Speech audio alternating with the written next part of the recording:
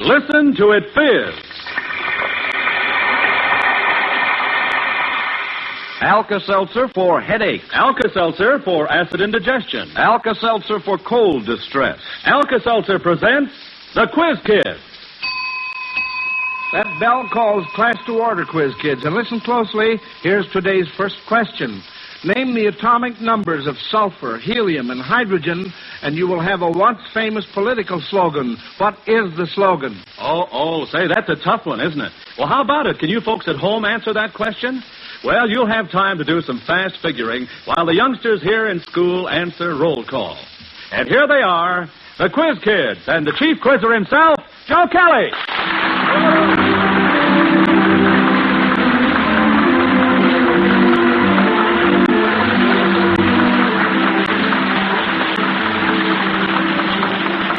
Thank you, Bob Murphy, and hello, everyone. Well, we're going to delve into a number of interesting subjects this afternoon, friends, and I think you'll be amazed at the variety of information these quiz kids hold right at their fingertips.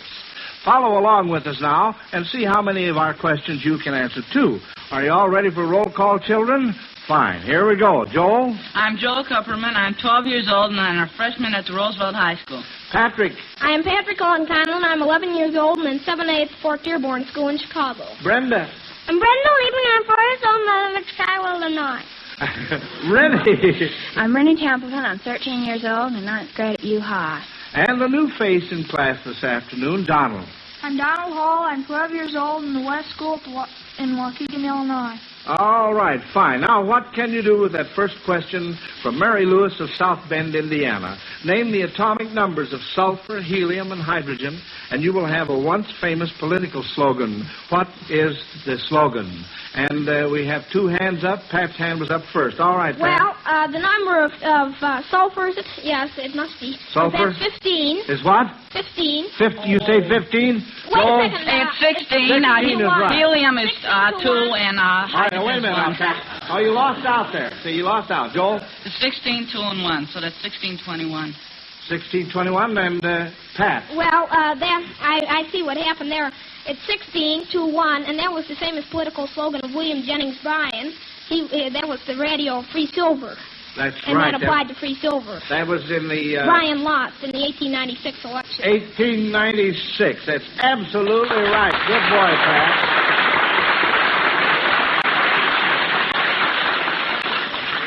Yes, sir, I can mark you absolutely right on that one. And we send Mary Lewis of South Bend, Indiana, a fine Zenith transoceanic shortwave portable radio for sending in that question. Now, that's always Alka-Seltzer's reward when the quiz kids answer your question correctly. If they miss, Alka-Seltzer sends you a big Zenith radio phonograph combination, the set with 2 FM bands and 2 of the new Cobra tone arms, one for regular records and one for the new long-playing records. So try your hand at stumping these youngsters, friends. Send your questions to Quiz Kids, Chicago. Now, this question from Dolores Bernhardt of Nashville, Tennessee, will have you children going in circles, I think. You are to tell if you would be using a clockwise or counterclockwise motion in the following instances. Number 1, in going through a revolving door. Patrick. Well, that's a clockwise motion. Well, let's see. We have other hands up here. Donald? That's counterclockwise. Counterclockwise is right in going through a revolving door. In winding your watch. Joel? It's clockwise. Clockwise, right. Uh-huh. If you were standing in front of an American transport plane, in what direction would the propellers be going? In front of the plane now. Rennie? Clockwise. You say clockwise? Well, we have 2 other hands up. Pat? Well, I say it's counterclockwise. And what were you going to say, Joel? Counterclockwise. Counterclockwise is right, as you face the front of the plane, and they all go in the same direction. All right, next we'll have a music lesson from Sylvia Newland of Hutchinson, Kansas. You are to identify the following waltzes and tell what persons, past or present, each suggests. You must get 2 out of 3 on this one, kids. All right, Howard, let's have number 1.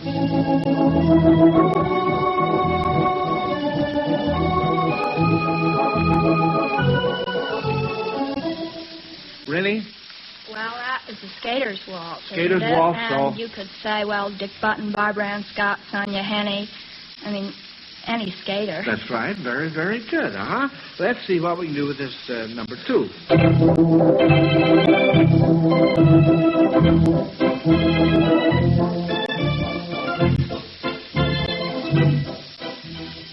Joe? That's, let's see, that's from the Fledermaus, You and You. It's also the overture. No. Oh, sorry. Rennie? It's not either. I'm not sure. It's either The Emperor Waltz or Tales from the Vienna Woods. No. Is it? Tell me, Howard, let's hear maybe another strain of this.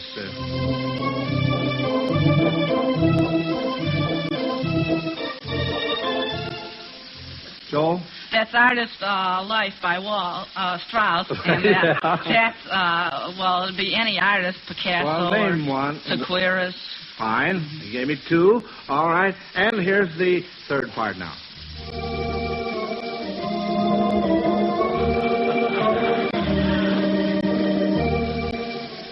Rennie? That is the Missouri Waltz, and need we say Harry S. Truman. Very good. What were you going to say, Brenda? And President Truman, too. Oh, and President Truman, yes. Oh, yes. Double or nothing, yes, sir. Patrick? Well, I was going to say some of their senators, Senator Donald or Senator Kemp or Sure. Representative Dewey Short or Paul Jones, Clarence Kent, any of the representatives. The governor from Missouri? The governor, Forrest Smith, yeah. That's right. Those are all good answers. Fine. Well, I asked for 2 out of 3, and you gave me 3 out of 3. That's very, very good, kids. Mrs. Betty Howard of Detroit, Michigan, believes that little children all over the world are a good deal alike. They are all lovable youngsters and all enjoy the same kinds of stories. If the children in Germany were reading the following, what would the stories be? The first is Rotkäppchen. Brenda. Little Red Riding. Little Red Riding Hood is right. Now see if you can get this next one. Aschenbrödel. Brenda again. Cinderella, right. How do you like that? 4 years old. Well, all right, children. Now, while I select the next puzzler from our Alka-Seltzer question box, here's Bob Murphy with a word about the weather. Yes, and friends, that word is a reminder. The blustery, unpredictable month of March is just about here, so it can pay you to watch out for colds. Yes, take care. And if you should take cold, remember Alka-Seltzer and the relief it can give from much of your cold distress. Here's the easy-to-follow, really effective ABC cold comfort treatment. A, Alka-Seltzer. Start taking it at the first sign of a cold to help relieve that ache in every bone, feverish feeling. B, be wise. Beware of drafts. Be careful of your diet. Be sure to get more rest than usual. And C stands for comfort. The comfort an Alka-Seltzer gargle can give the sore throat caused by your cold. Try Alka-Seltzer's ABCs if you're caught with a cold. Get Alka-Seltzer at any drugstore. And during this cold-catching season, it will be especially wise to ask for that extra package when you buy. Yes, that's good advice. And if you'll heed it, you'll have Alka-Seltzer handy when you need it. All right, now, Joe, back to those questions. Fine, Bob. Kids, Mrs. Clomer Coker of Sedan, Kansas, wants to see if you can make 5 words by using Roman numerals as letters. 5 words. Joel? Well, let's see. The Roman numerals are I, V, L, C, D, and M. Well, now, your vowels, then, would be... you'd only have one vowel, namely I. So, let's see. It could be lid. L-I-D, right, that's see, one. Mid. Huh? Mid, M-I-D. M-I-D, that's 2. Let's see, Rennie? Mill, M-I-L-L. M-I-L-L, that's 3. Pat? Mix, M-I-X. M-I-X, that's 4. Donald? Dim, D-I-M. D-I-M, that's 5. Hooray, good for you, kids. Can you think of another one real quick? Joel? Vim. Huh? Vim. Vim, that's right. Yeah, I'm looking all over my numerals there. All right, fine. I only asked for 5 and you gave me 6.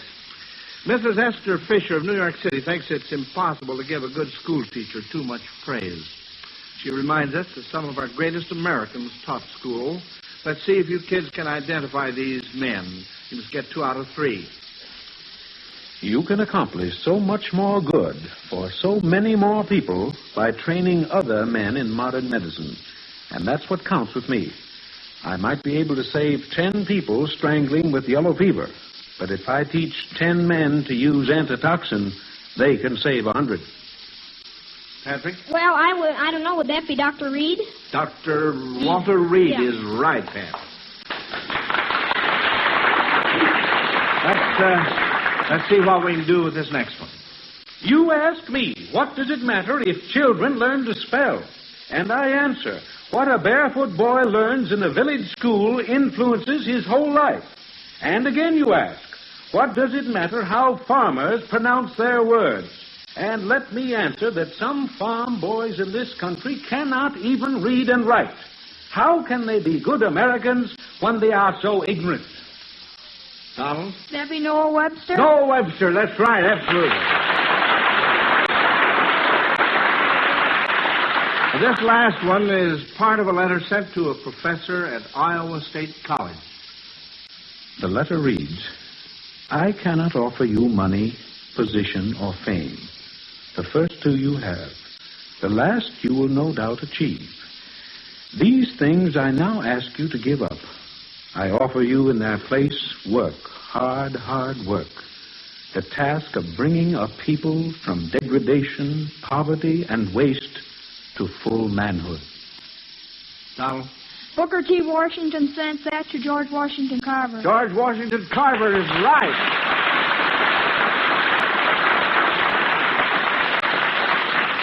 Good boy, Donald, good boy. Now, the next question from our Alka-Seltzer question box is from Mrs. Nina Nelson of Sacramento, California, kids. What opera, judging by its name, would the Metropolitan likely perform if it were honoring the wife of Thomas Jefferson? Joel? Well, wife of Thomas Jefferson was Martha Skelton.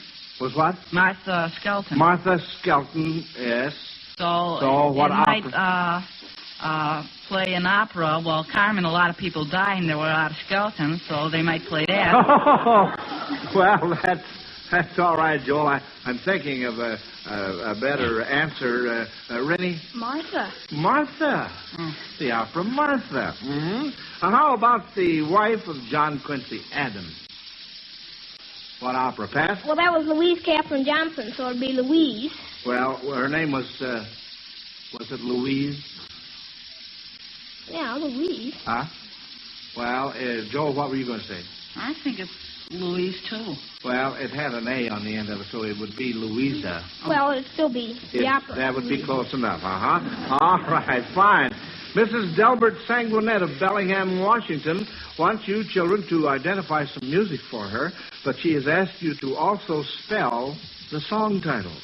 And she really has picked out some dingaroos here. And you must get 2 out of 3. Here's the first one.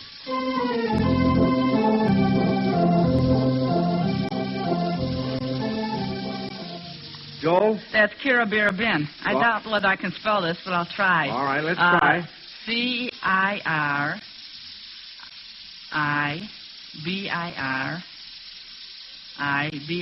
That's wonderful, Joel. That's right. All right, children, let's see what we can do with the next one.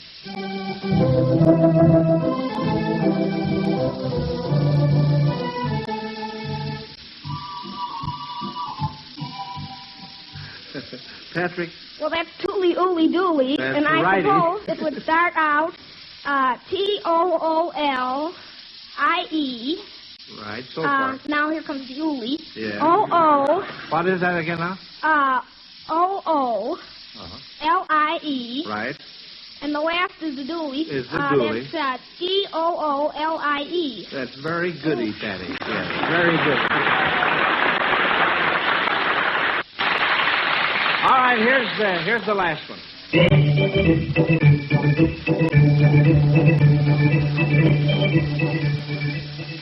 That sounds good enough to dance to, doesn't it? Rennie? That's Quanta Lagusta. So? Can you spell it? Oh, dear. Q-U-A... No.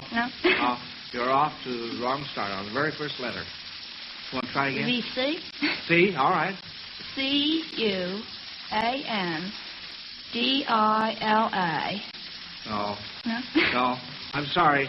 Joel? Cuanta. No, that's wrong. Pat? Well, is it quasta? Or No. quatra? Or Quantum. quat? Quantum. Well, here goes. CW.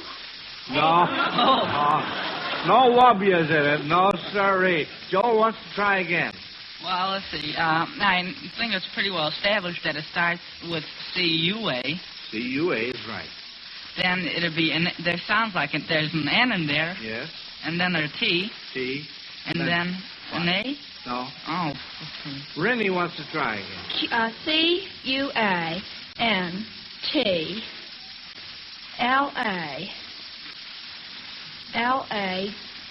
No, you left out one letter. LIA. LA.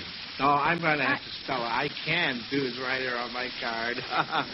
Oh, there's CUANTOLAGUSTA. That's the way it's spelled. Well, question only called for 2 out of 3, so that was not a miss. That last one was really a doozer, wasn't it? Mrs. Eileen Brandon of Minot, North Dakota says that a number of cats in literature have a way of pulling a disappearing act. What remained of these cats? First, the Cheshire Cat. Joel. Well, that was in Alice in Wonderland, and all of it disappeared except its grin. It's Grin. That's right. Uh-huh. Now, how about the tigers in Little Black Sambo? Brenda. They just melted away. Well, what did They were running faster and faster till they just melted away. What did they melt into, though? Butter. Butter, that's right, yes.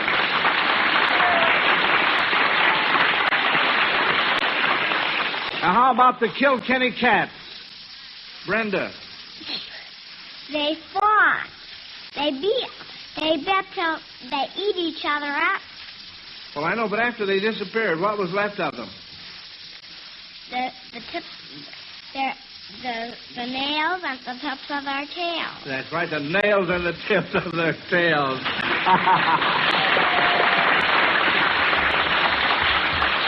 That was just wonderful, Brenda. Now, the next question in our classroom is from Philip Shapiro of West Hartford, Connecticut. Let's see how quickly you can identify the following persons whose first names were John. The founder of constitutional law. First name is John. Joel? John Locke. Who? No. No. Donald? John Marshall. John Marshall. Right. The great profile. First name was John. Rennie. John Barrymore. John Barrymore. Correct. And the Quaker poet. The Quaker poet. First name John. Patrick. Was it Milton? No. Joel. John Greenleaf Whittier. Right. Absolutely. Good boy. Now, here's Bob Murphy with a guest. Yes, friends, there's a very charming lady facing me across the microphone now. And she's been telling me something I think you'll all be interested in. Yes, Mr. Murphy, especially the women in our audience. I think every homemaker should know about Alka-Seltzer and how fast it can help relieve the pain of a headache. Well, I hate to admit this, but I didn't discover this myself until a couple of weeks ago. Oh. That was the night my husband came home from work with a splitting headache. We were to have dinner with some friends, but he said he was so terribly weary and his head ached so badly that, well, he just couldn't go. And that sent you hurrying for the Alka-Seltzer? No, Miss Murphy. We've kept Alka-Seltzer in the house for years, and we think it gives wonderful relief from stomach upsets and acid indigestion. But we had never tried it for headache relief. Well, then how? How did I happen to suggest it to my husband for his headache? Yes. Well, I didn't. You see, I called our friends to cancel our dinner engagement, and they suggested Alka-Seltzer. And he tried it? Uh-huh. Well, what about the dinner party? Did your husband feel well enough to go after all? Did he? Why, Mr. Murphy, it was really amazing how soon he was feeling better. In almost no time, it seemed, Alka-Seltzer had helped relieve his headache, and that tired feeling was gone. Oh, wonderful. So, well, we stay right along with you, Mr. Murphy. There's nothing quite like Alka-Seltzer. Well, thank you very much for telling us of your experience. And, friends, Alka-Seltzer contains one of the world's most effective pain relievers. So remember, when headache causes grief, misery can be brief. Take Alka-Seltzer for relief. Now, folks, this next question is a little out of the ordinary because I'm going to let our little 5-year-old quiz kid Melvin Miles ask a question or possibly 2 or 3 questions. Come on up here to the mic, will you, Melvin? Attaboy. That picture all slicked up. No, that's a peachy red shirt you're wearing there. You see, folks, Melvin has said that it looked as if it might be much easier to be the chief quizzer than a quiz kid, because he says the chief quizzer has the answers all down on his cards. So I thought just for fun I would let Melvin be the chief quizzer and ask some questions that he has thought up. Shall I introduce you like to do the chief quizzer? Huh? Okay, if you want to. All right, let's do it up right. Yeah, you're the chief quizzer now. All right, ladies and gentlemen, it behooves me to introduce at this time the chief quizzer himself, 5-year-old Melvin Miles.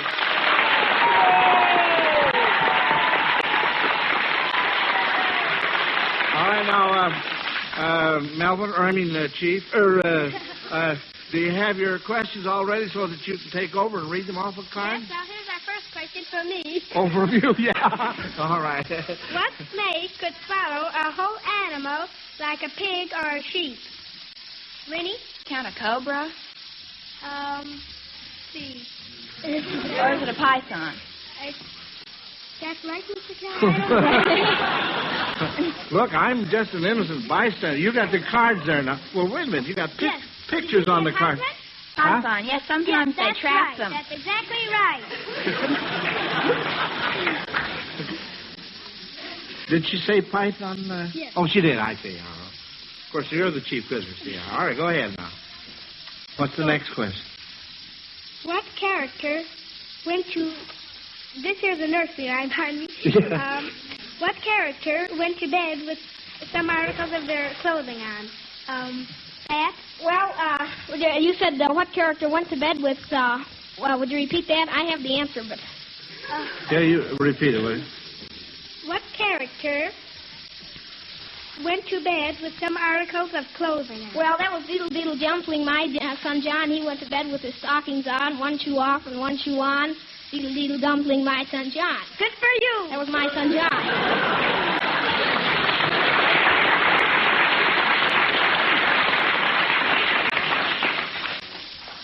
Well, here's the riddle over here. All right, now, Chief, go right ahead now. Listen good here. Here's a good one. You mean we're all going to laugh at this one, huh? A big Indian and a little Indian were sitting on a fence. And the big Indian, the little Indian was the big Indian's son, but the big Indian wasn't the little Indian's father. Who was the big Indian? Okay, Patrick? That was his mother. That's right.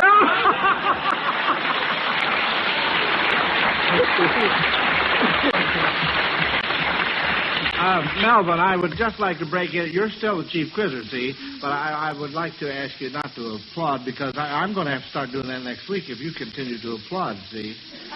See? I don't carry my own applause, see? Yeah, all right, yeah. Okay, kids, here's from the Bible now. What 2 children were the first ones to be born? Patrick? Oh, that was Cain and Abel. There, yes, that's exactly right. They were the son of Adam and Eve. Yes, that's right now. What's the state flower of Illinois?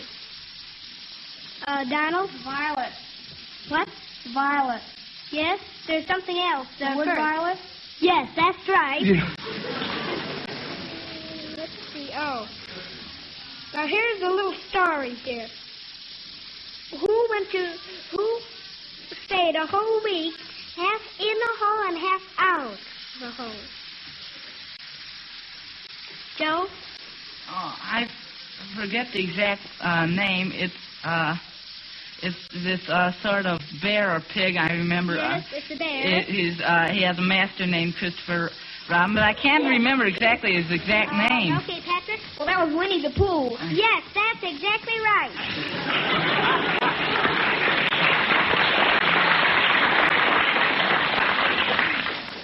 Okay, well, here's a stumper, another stumper, I guess. Now, if you wanted to buy your mother a gift, and you'd have a microphone, somebody would ask you that, and you'd have a microphone in front of you, How could you do it? Yet your mother would be listening right on the air. How would you do that? Brenda? Oh, probably I wouldn't pay any attention. I would just let her listen. Patrick? Well, I'd get her a new fur coat or something, or... I'm not saying, of course, that the one she has now is just fine, but, well, she deserves something new. Oh, wait a minute. You don't understand. You don't want your mother to hear you say this. Now, how are you going to talk into your microphone and not have her... Well, you could talk in pig Latin, but... Excuse me, Chief. Well, you might say Urfe Oatkay. Oh, what kind of language is that? Pig Latin. Oh, pardon me. Okay, Rennie? Well, I don't know. I think you could just say that you hadn't quite decided what to get her. Maybe she could help you. Well, I guess I'll try to stump her. It was during the warm-up. Oh, you mean you'd talk into the microphone before we went on the air? Is that the idea? Yes, that's Oh, I get it. I get it now. How do you like that? That was a stumper. Yes, sirree. Well, are y'all finished now? Yes, well, bye, kid. Well, wait a minute. I want to ask you a question now. Which do you think is easier, being the chief quizzer or being a quiz kid? Chief Quizzer. Oh, you think it's easier, huh? Well, all right, fine. I think you are a very good chief quizzer. As a matter of fact, you're a little bit too good tonight. You know that? Yeah. Goodbye, Melvin. Well, that's the old school bell. And we do have one more question left, however, and it's this. Who won today's Battle of Brains? We let our judges puzzle over that one. And while we're waiting for their answer, here's a reminder. At 7, at 12, at 6. Mealtime in America. And vitamin time. Yes, put that one-a-day brand multiple vitamin bottle on the table and see to it that every member of your family takes a one-a-day brand multiple vitamin capsule. Don't take chances. Government surveys show that the meals of 3 out of 4 persons are short on vitamins. So don't take chances that your daily diet is short on essential vitamins. Be on the safe side. Take one-a-day brand multiple vitamin capsules. 60 capsules, only $2. Remember, mealtime is vitamin time. Take one-a-day brand multiple vitamin capsules. All right, let me have your attention, children. The judges have handed me your grades. Now, remember, they've taken your age into consideration, as well as the number of correct answers you gave, and whether you win or lose, you will each receive a $100 savings bond from the makers of Alka-Seltzer to help you with your future education. Now, then, this report says that, well, you didn't miss a single question. No, sir. Joel was first, Patrick second, and Brenda third. So next Sunday, we'll expect you 3 back at your desk. And here to compete with you, we'll have Ira Lee, age 12, and Melvin Miles, age 5. And by the way, Melvin, next week, that means that you'll be here as a quiz kid, not as a chief quizzer. Now then, I would like to remind everybody that this is Brotherhood Week. Brotherhood of man is one of the basic principles of a free and democratic nation. It means following the golden rule and dealing with others as a brother and an equal, no matter what their color, race, or religion. Let us all rededicate ourselves to the principle of the brotherhood of man and make every week in the year Brotherhood Week. Until next Sunday, this is Joe Kelly dismissing the Quiz Kids. Goodbye, kids. Bye, Mr. Kelly.